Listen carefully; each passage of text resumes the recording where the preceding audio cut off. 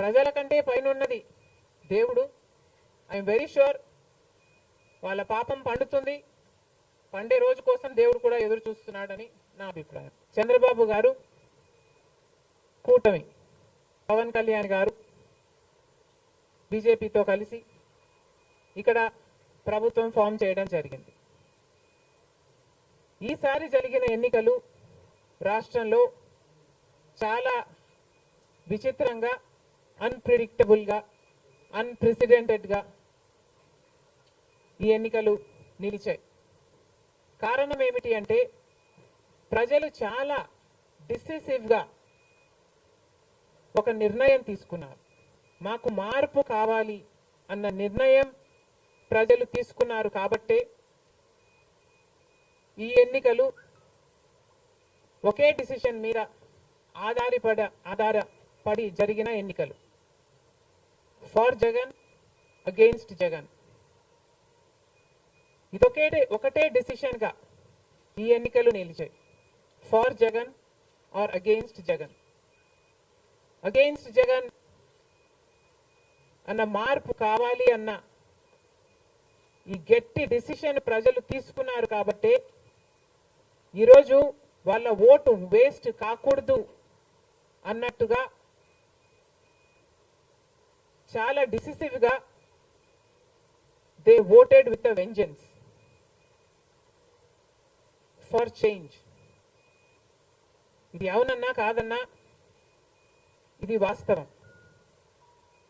కేవలం అంత గట్టి నిర్ణయం ప్రజలు తీసుకొని మార్పు కావాలి అన్న అంత గట్టి డిసిజన్ తీసుకున్నారు. కాబట్టి ఇన్ ద ప్రాసెస్ ఈరోజు కాంగ్రెస్ పార్టీ కూడా అనుకున్న మేరకు పర్ఫామ్ చేయలేకపోయింది. కాంగ్రెస్ పార్టీ కూడా కేవలం నెల రోజుల ముందు సర్వే చేస్తే Congress party vote share between 6 to 7% ఉంది. దాన్ని మేము కష్టపడి పనిచేస్తే నేనే స్వయంగా 64 కాన్స్టిట్యుయెన్సీల్లో క్యాంపెయిన్ చేయడం కూడా జరిగింది. వీటన్నిటితో కనీసం 8% దాటుతుంది అని కాంగ్రెస్ పార్టీ ధీమాగా ఉంటే అది కూడా జరగలేదు. కారణం ఏమిటి అంటే ప్రజలు చాలా డిసిసివ్ గా వాళ్ళ ఓటు వేస్ట్ కాకూడదు, ప్రభుత్వం ఎలాగైనా మారాలి, మేము మార్చాలి అన్న డిసిషన్ తీసుకున్నారు. కాబట్టి ప్రజలు కాంగ్రెస్ పార్టీకి కూడా ఓటు వేయడానికి ఆలోచన చేయడం జరిగింది. ఏది ఏమైనా కాంగ్రెస్ పార్టీ ప్రజల గుండెల్లో స్థానం సంపాదించుకోవడం మొదలుపెట్టింది. ఇది ఇలాగే అంచెలంచెలుగా పెరుగుతూ పోతుంది. రాహుల్ గాంధీ గారి నాయకత్వంలో మేమందరం కూడా కష్టపడి పనిచేయడానికి సిద్ధంగా ఉన్నాం.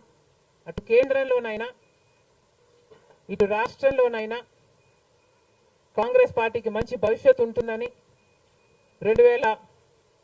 2029 కల్లా మేము ఒక మంచి పొజిషన్లోకి రాగలమని నమ్మకం మా అందరికీ ఉంది. ఈరోజు చంద్రబాబు గారు ముఖ్యమంత్రి, ప్రజల తీర్పును గౌరవిస్తూ ఆయనకు మరొకసారి శుభాకాంక్షలు తెలియజేస్తుంది కాంగ్రెస్ పార్టీ.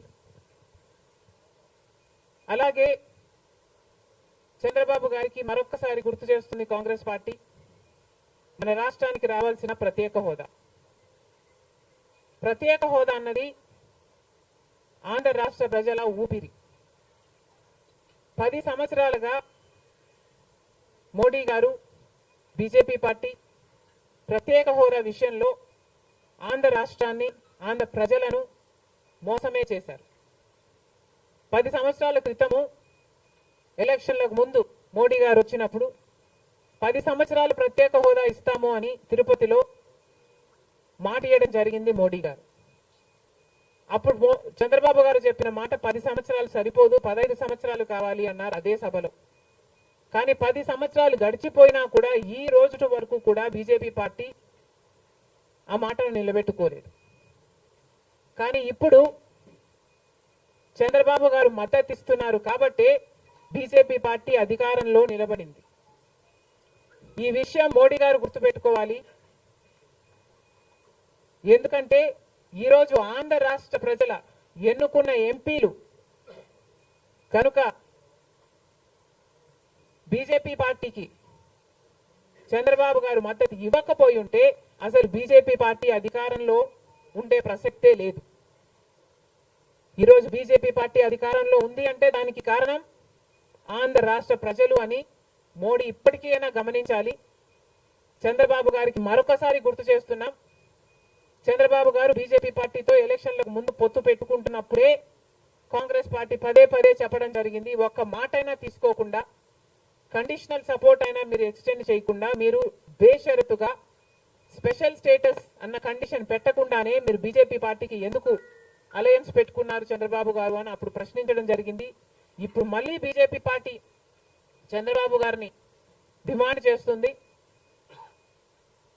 ఇప్పుడు మళ్ళీ కాంగ్రెస్ పార్టీ చంద్రబాబు గారిని డిమాండ్ చేస్తుంది.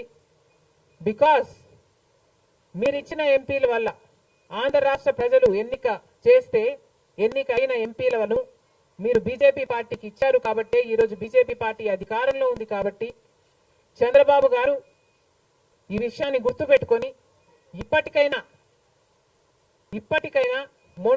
మొండి పట్టైనా సరే స్పెషల్ స్టేటస్ అన్నది ఆంధ్ర రాష్ట్రానికి అవసరం కాబట్టి ఇప్పటికైనా స్పెషల్ స్టేటస్ మీద చంద్రబాబు గారు సీరియస్ గా వర్క్ చేసి ఇది సాధించుకు రావాలి అని కాంగ్రెస్ పార్టీ ఆంధ్ర రాష్ట్ర ప్రజల తరఫున డిమాండ్ చేయడం జరుగుతుంది.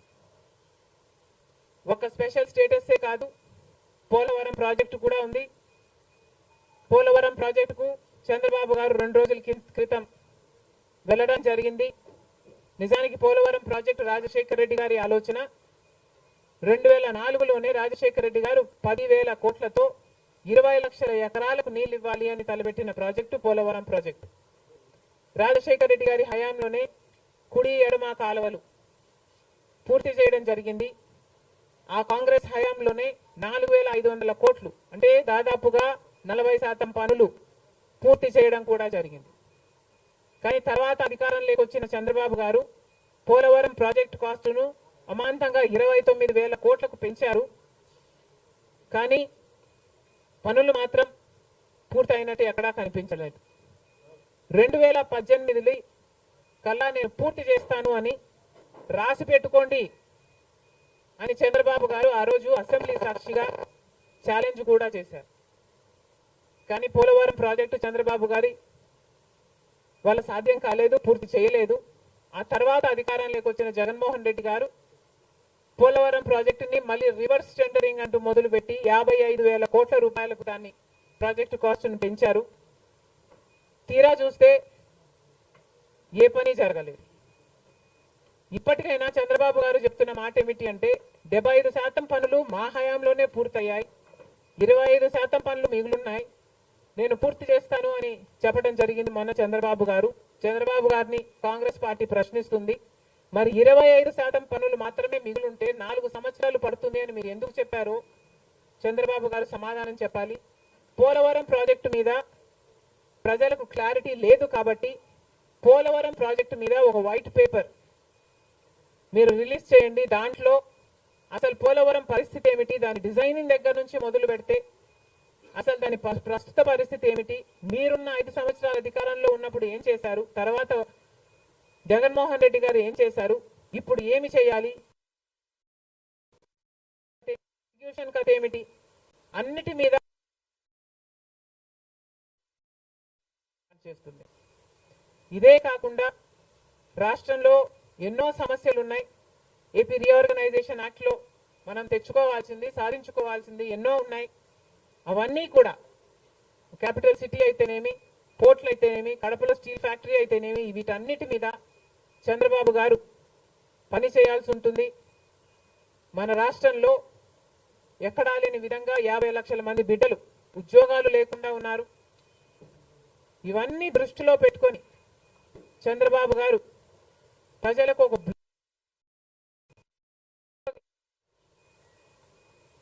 బాగుంటుందని కాంగ్రెస్ పార్టీ భావిస్తుంది. ఇదే కాకుండా చంద్రబాబు గారు సూపర్ 6 ఈ గ్యారంటీలతో చంద్రబాబు గారు ఎన్నికలకు వెళ్లారు.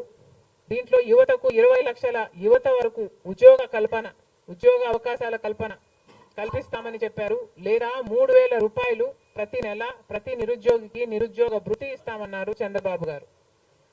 అదే కాకుండా స్కూల్కు వెళ్లే పిల్లలకు ప్రతి విద్యార్థికి 15,000 రూపాయలు సంవత్సరానికి ఇస్తామని చెప్పారు.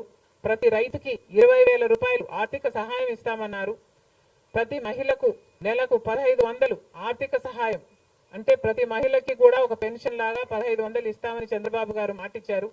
మహిళలకు ఉచిత బస్ ప్రయాణమే కాకుండా ఏడాదికి 3 గ్యాస్ సిలిండర్లు కూడా ఉచితంగా ఇస్తామని చంద్రబాబు గారు సూపర్ 6 లో ఇవ్వడం జరిగింది. ఇవన్నీ కూడా చంద్రబాబు గారు దీని విధి విధానాలు ఏమిటో, మొదలు పెట్టే తేదీ ఏమిటో వీటి మీద కూడా చంద్రబాబు గారికి స్పష్టత ఇవ్వాల్సిన అవసరం ఉంది. ఇవన్నీ ఎందుకు చెప్తున్నాము అంటే, మన రాష్ట్రము మిగతా రాష్ట్రాల్లాగా కాదు. మన రాష్ట్రము చాలా వెనకబడి ఉన్న రాష్ట్రం. వెంటనే పని చేయాల్సిన అవసరం ఉంది కాబట్టి మేము చంద్రబాబు గారిని, మన రాష్ట్రము ఒక స్పెషల్ చైల్డ్ కి కావాల్సిన నీడ్స్ మన రాష్ట్రానికి ఉన్నాయి కాబట్టి, కనీసం మీరు ఇప్పుడే గెలిచారు, ఆ విషయం మాకు కూడా తెలుసు. కానీ హనీమూన్ పీరియడ్ కూడా మీరు తీసుకునే పరిస్థితి లేదు. వెంటనే పనిలోకి దిగాలి, ఇవన్నీ చెయ్యాలి, మొదలు పెట్టాలి అని కాంగ్రెస్ పార్టీ చంద్రబాబు గారికి సూచిస్తుంది.